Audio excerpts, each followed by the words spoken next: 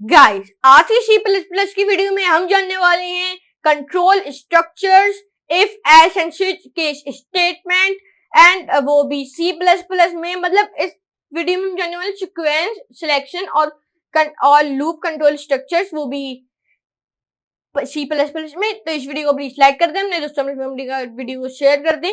और हमने last lesson में डिस्कस किया था कंस्ट्रेंट्स, मैनिपुलेटर्स और ऑपरेटर प्रेसिडेंस क्या होते हैं सी प्लस प्लस में। तो आपका टाइम लेता नहीं है, तो चलते हैं कंप्यूटर स्क्रीन में और देखते हैं क्या होता है ये सब। तो इस वीडियो को प्लीज मेरे चैनल को सब्सक्राइब कर दें, नोटिफिकेशन बेल को ऑल पे कर देंगे। अगर आपको ये वीडियो पसंद आए तभी अपने शेयर करेंगे अपने दोस्तों में, फैमिली के साथ, उनके साथ। सही है, तो आपका टाइम लेता नहीं है, तो चलते हैं कंप्यूटर स्क्रीन में। Let's do a coding with laughing. तो गाइस चलिए जानते हैं कंट्रोल स्ट्रक्चर्स और if else and switch case क्या होते हैं, वो भी स्विच केस स्टेटमेंट क्या होते हैं, वो भी सी प्लस प्लस में। तो हमने आज की चीज में हम जानने वाले हैं सी प्लस प्लस की, हम विजुलाइज करने जा रहे हैं कंट्रोल स्ट्रक्चर को और इफ एल्स और स्विच स्टेटमेंट को, वो भी सी प्लस प्लस लैंग्वेज में, वो भी इस लेक्चर में। हमने लास्ट लेसन में डिस्कस किया था कंस्टेंट और मैनिपुलेटर्स क्या होते हैं और ऑपरेटर प्रेसिडेंस क्या होते हैं, वो भी सी प्लस प्लस में। तो आज की सी प्लस प्लस के ट्यूटोरियल में हम जो टॉपिक्स कवर करने जा रहे हैं वो गिवन बिलो हैं। पहले का नाम है control structures in C plus plus, दूसरे का नाम है if else in C plus plus, तीसरे का नाम है switch statement in C plus plus. Control statement in C plus plus होता क्या है असल में? ये वर्क करता है आपके कंट्रोल स्ट्रक्चर्स को और ये आपको गिव करता है आपके फ्लो और लॉजिक टू अ प्रोग्राम को। और इधर ना तीन टाइप्स के बेसिक कंट्रोल स्ट्रक्चर्स होते हैं सी प्लस प्लस में। एक होता है सीक्वेंस स्ट्रक्चर, एक होता है सिलेक्शन स्ट्रक्चर, एक होता है लूप स्ट्रक्चर। सिलेक्शन असल में जो सीक्वेंस स्ट्रक्चर होता है ना, ये सब मैं आपको बताता हूँ। इस सीक्वेंस स्ट्रक्चर ना, ये रिफेयर करता है आपके सीक्वेंस को और वो भी प्रोग्राम में एक्सिक्यूट करता है आपके इंस्ट्रक्शंस को वन आफ्टर अनदर। और ये आपके एग्जांपल देता है आपके डायग्राम को, वो भी सीक्वेंस स्ट्रक्चर में, और शो करता है। और ये शो इन फिगर 1, फिगर 1 में आपको दिख रहा होगा, ये आप देख सकते हो। मतलब सीक्वेंस, फिर स्ट्रक्चर, फिर एंट्री, फिर एक्शन 1, फिर एक्शन 2 और फिर एग्जिट, ये देख सकते हैं आप। सिलेक्शन स्ट्रक्चर ये रिफेयर करता है आपकी एक्सक्यूशन और इंस्ट्रक्शन अकॉर्डिंग को सेलेक्टेड कंडीशन, जो एदर ट्रू हो सकती है या फिर फॉल्स हो सकती है। इधर ना दो वेज होते हैं जिससे आप इंप्लीमेंट कर सकोगे अपने सिलेक्शन स्ट्रक्चर्स, और किसके साथ? इफ एल्स स्टेटमेंट के साथ या फिर स्विच के स्टेटमेंट के साथ। एग्जाम्पल ले लेते हैं, diagram selection structure show in figure 2, ये आप देख सकते हो। मतलब selection structure entry true false, A2 A1 A2, false में A2 आ रहा है, ट्रू में A1 आ रहा है, फिर एग्जिट हो जाता है। 3 लूप स्ट्रक्चर ना रिफेयर करता है जिससे आप एक्सक्यूशन कर सको अपने इंस्ट्रक्शन को, लूप को, और अंटिल आपकी कंडीशन फॉल्स नहीं आ जाती जब तक। और एग्जाम्पल डायग्राम है ना लूप स्ट्रक्चर की, इट्स शो इन फिगर 3, ये आप देख सकते हो। फिगर 3 में आपको दिख रही होगी लूप स्ट्रक्चर एंट्री, यहाँ पे A1 लूप, ये आप देख सकते हो, false A2 exit. If else statement in C plus plus, असल में हमने डिस्कस किया था कि कॉन्सेप्ट, वो भी डिफरेंट कंट्रोल स्ट्रक्चर हमने ये पढ़ा था। अगर इफ एल्स स्टेटमेंट ना यूज होते हैं जिससे आप इम्प्लीमेंट कर सको अपने सिलेक्शन स्ट्रक्चर को।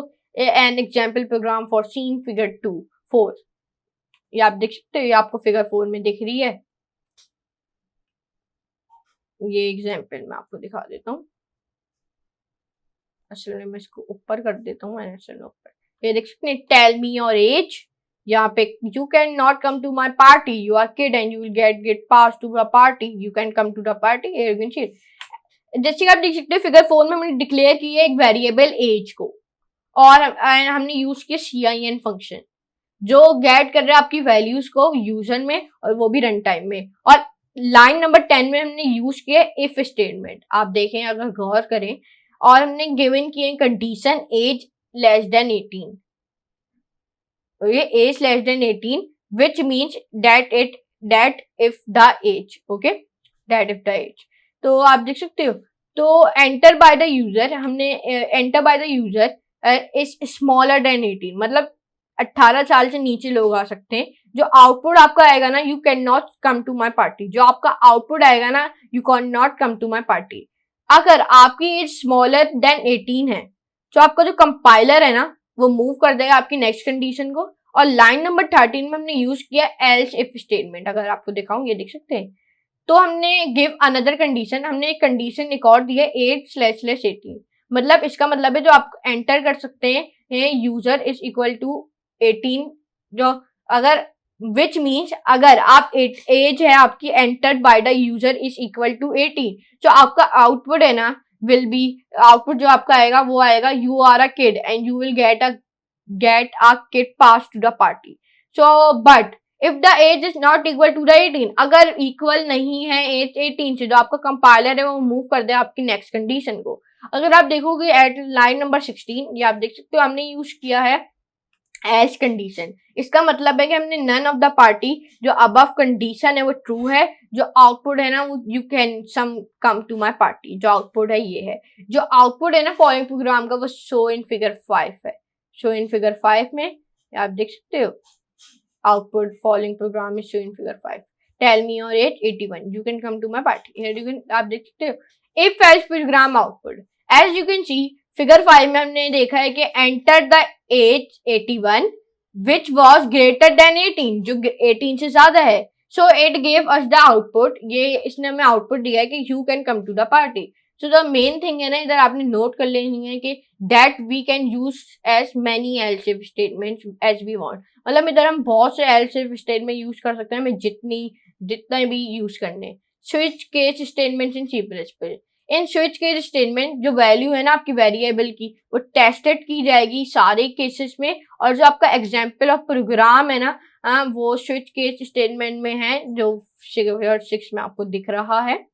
तो एस आप देख सकते हैं फिगर 4 में हमने पास किया अपने वेरिएबल एज को, और हमने switch state to the switch statement. जो आपका स्विच स्टेटमेंट है ना वो कंपेयर कर रहे हैं आपकी वैल्यू वेरिएबल एज को, वो भी सारे केसेस में। Example if enter value for variable age is 18, जो आपका केस है ना वो विथ वैल्यू 18, आपका केस होगा 18 के साथ, फिर वो एक्सक्यूट करेगा आपके प्रिंट्स को, और फिर यू आर 18, फिर वो प्रिंट करेगा यू आर 18। जो आपका कीवर्ड आएगा वो ब्रेक, फिर विल लेट द ब्रेक, और फिर जो आपका कंपाइलर है ना वो स्किप कर देगा सारे केसेस को, सारे जो जितने भी केस हैं, और फिर गोस कर देगा out of the switch statement, और फिर आउटपुट देगा आपकी following program is show in figure 6। आप देख सकते हो tell me your age 18, you are 18, done with the switch case, देख सकते हैं।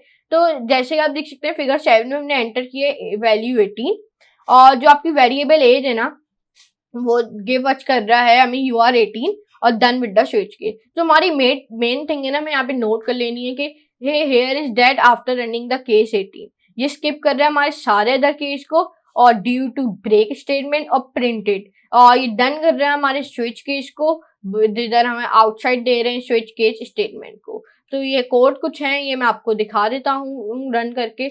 यहाँ पे वेयर इज गॉन, यहाँ पे हम विजुअल स्टूडियो कोड पे चले जाते हैं। मैं जैसे ही विजुअल स्टूडियो कोड पे चले जाता हूँ, यहाँ पे मैंने इसको पेस्ट कर दिया, लेकिन ये यहाँ पे तो सारा, और फिर यहाँ पे कॉपी किया, और फिर यहाँ पे हमने इसको पेस्ट कर दिया। जैसे हमने पेस्ट किया तो अब हम रन करते हैं यहाँ पे रन कोड, और जैसे ही हमने रन कर दिया कोड, यहाँ पे ये पूछ रहा है अपनी एज बताओ। मैं अगर लिखूंगा ना 5, no special cases, done with switch case, देखा। अगर मैं यहाँ पे लिखूंगा 19, no special cases, done with the switch case, आप देख सकते हो ये क्यों नहीं रन कर रहा। क्यों बताता हूं। अगर यहाँ पे मैं अभी लिखूंगा 22, you are 22, done with switch case, क्यों? क्योंकि हमने यहाँ पे मेंशन किया हुआ है कि you are 18, you are 22, you are 2, आप बस यही लिख सकते हो, इसलिए ये आ रहा है। अगर मैं 2 लिखूंगा ना, 2 लिखते हैं, you are 2, done with the switch case. अगर यहाँ पे मैं लिखता हूं 18, सॉरी मैंने तो ऐसे 18 लिख दिया।